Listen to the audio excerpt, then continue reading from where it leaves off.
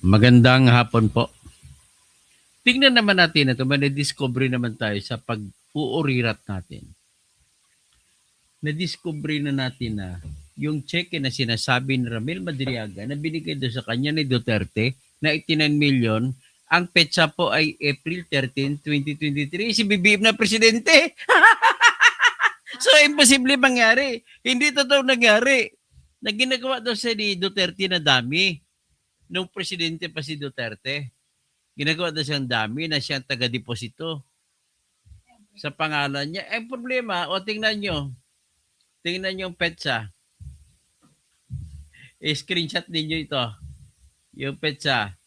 Ang petsa po ay lumalabas na April 13, 2023. Si BBM na presidente. At officially, na-confirm na natin na dalawang cheque ito. 84,200,000 at saka 48 million. 4.8 million ang isa. So, bali, ang total ay 84, bali, 88, 89 million ang lahat. So, sa 89 million po, dalawang cheque, ang binigay, ang isa 4 million 800, ang isa 84 million 200. So, paano po mangyari, ikaw, kaibigan kong Raquel, paano ba mangyari ang dalawang cheque, isa 84 million 200, ang isa naman 4 million 800, na magkapareho ang check number? Pwede ba mangyari yon? Dapat magkaiba. Pareho pang MC number. So, 00119 ito. Das 1040, das 13. Nako. Yan po ang pinaka-problema. Hindi ba pinansin nila ito? Akala ko ba naman nagsasabi kayo si Miguel ng totoo? Akala ko ba naman chinik nyo ito bago kayo gumawa, mag-invento? Klaruhin nyo naman. Eh paano? Sanabi kasi sa panahon ni Duterte, tao siya ni Duterte.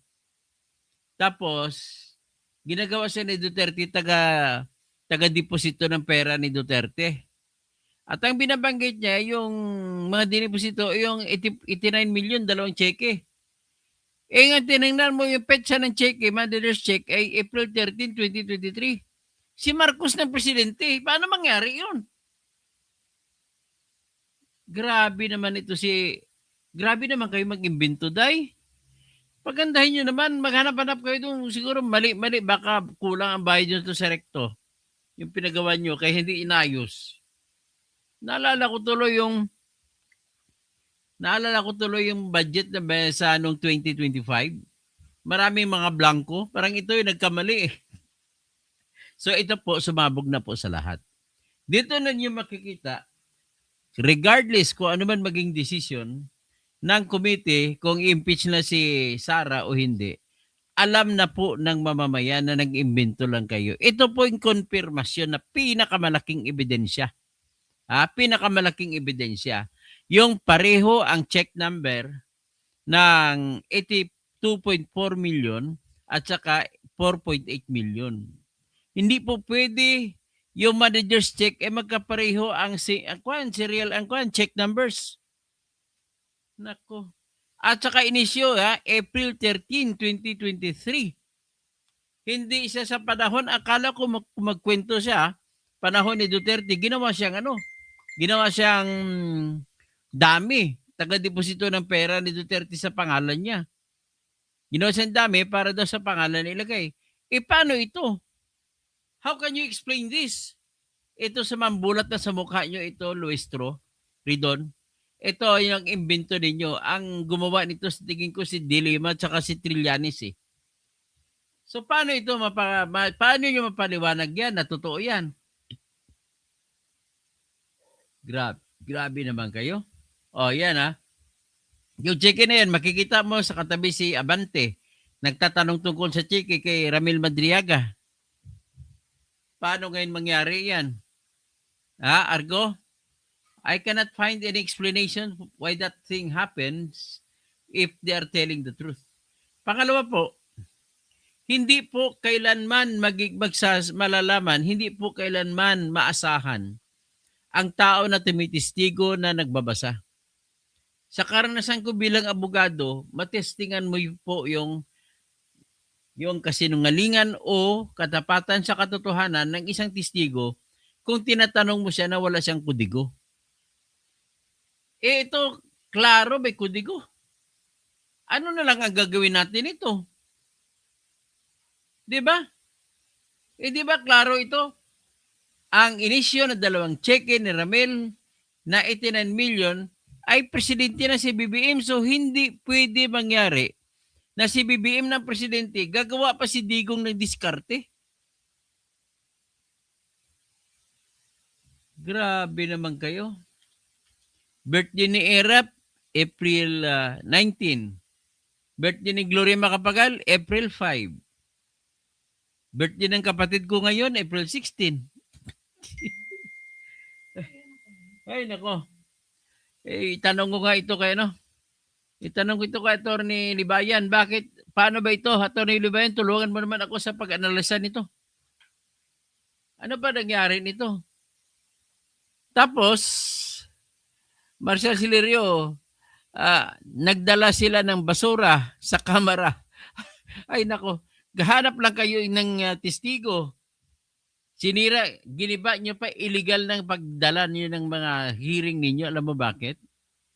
Kasi muro-muro na lahat eh. Pera ng bayan ang ginagastos kada hearing. O yan ang solid evidence nila. Parihong serial number ang 2 cheque.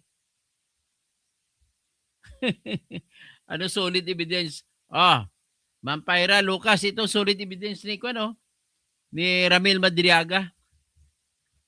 Paano natin masabing solid evidence?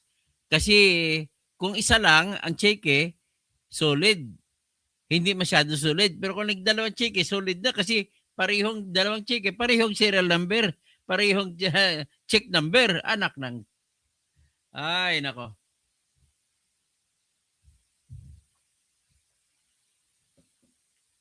So, paano ngayon natin yung tawag nito? Naalala ko tuloy si Atty. Jesus Palsis nag-graduate ng UP College of Law.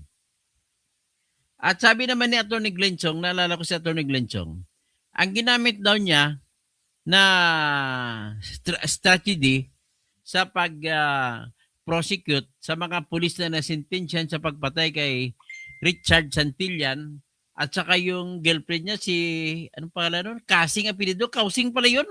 Kamag-anak ko. Kausing na taga Leyte, mga waray-waray. Baupay nga kulop, mga bugto ko sa Samar, Leyte, Agbiliran. Grabe, halata na talaga kayo. Please naman, magiging fair naman kayo. Mas marami tayong problema na mas malaki. Flood control sobrang mas malaki. Bakit hindi nyo pinapakialaman? Kung ikumpara mo yung testigo na si Ramil Madriaga na may dala mga cheque para pa yung serial numbers, ikumpara mo sila sa 18 na mga sundalo na mali-maliit ang dala, hindi cheque.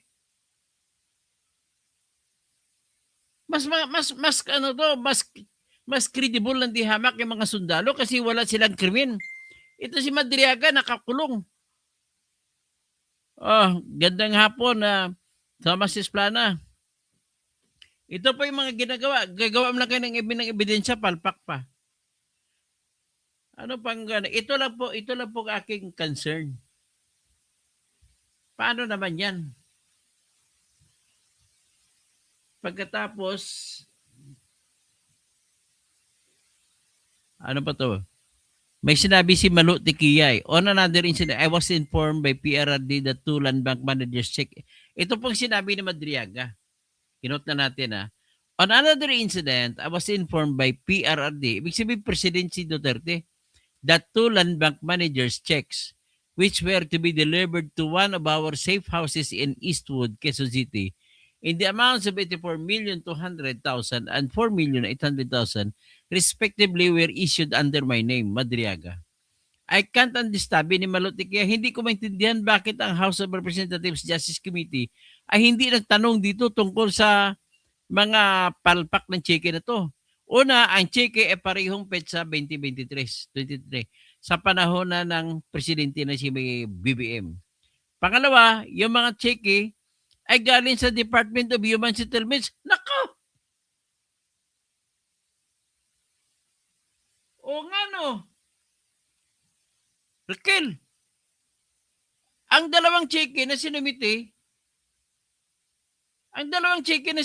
ni Ramil Madriaga na binigay ko noon ni Duterte sa kanya, pag binasa mo very close, ay cheque ng Department of Human Settlement and Urban Development, DSUD. Grabe. Grabe pag-imbento ninyo. Pinapalabas nyo kay Duterte galing, tapos galing sa DSUD. Grabe. Ano pa? Ito may nakita natin, 2023. Tapos yung perma, sabi ni check numbers are the same, red ink used. O nga, wala naman ink na pula. Hindi daw pula dapat yan, dapat itim yan. Tapos sino signatories, hindi man lang nalaman sino signatories sa mga cheque.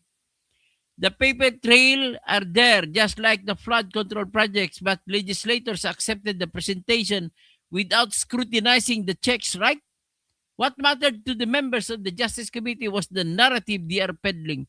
So halata na po kayo na nag-imbento na lang kayo ng kwento. Gusto nyo sundin ang inyong kwento. You want corroboration of the alleged evidence?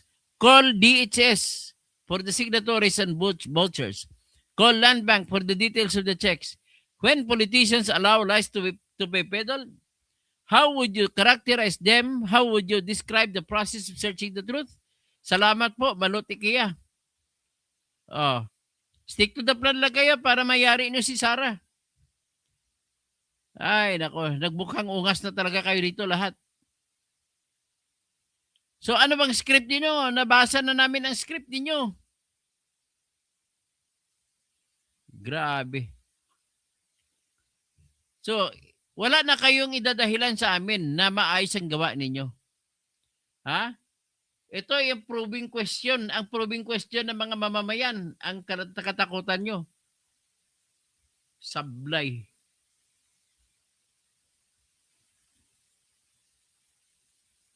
Oy, mga DDS, magbunyi kayo. Ito na lumabas na ang mga kampihan ng mga kakamping tsaka mga BBM. Lumabas na kanilang mga script. Sablay. Sabi ni Prasker Part, ang red ink daw hindi ginagamit. Dapat itim. Pero ang pinakamatindi nito, pareho ang serial number, ang check number. Tapos ang petsa ay April 13, 2023. Presidente na si Bongbong. Ang pinakamatindi, putsa, cheque ng DSUD. Na si Acosar ang sekretary ng DSUD. Marla Dasilo, ano masasabi mo rito? Hindi po tanga mga DDS, ang DDS po mga bright.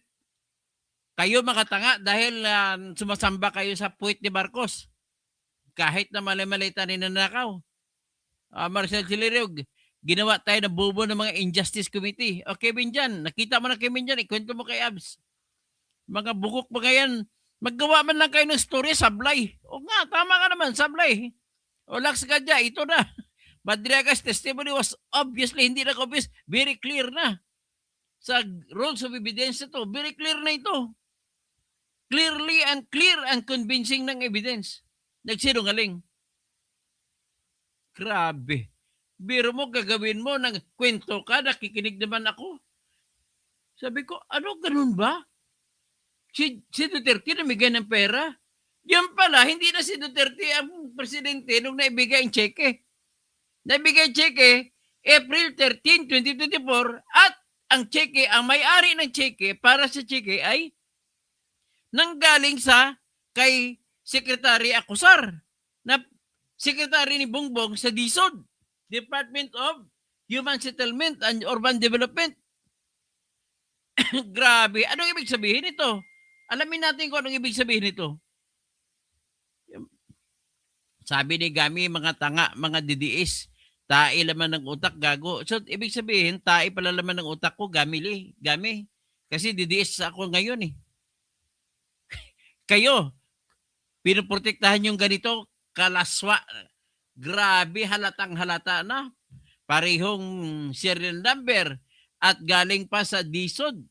Ang cheque. Galing sa gobyerno. Panahon ni BBM. Oh, bakit mo gaguguhin ang DDS? Kami nga DDS ang nagbusisi nito eh. Sabihin nyo kami ngayon ulol. Sige. Sino? Protektahan nyo itong mga kagaguhan ito na klaro-klaro. Kaya itigil na yan, investigasyon na yan. Itigil na yan. Ito ang ginagawa nyo. Wala na eh. Mag-demand na kami mga tao, itigil nyo na yan.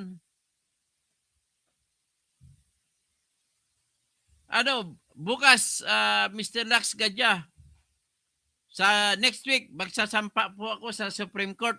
Mag-join ako, hiwalay na petisyon.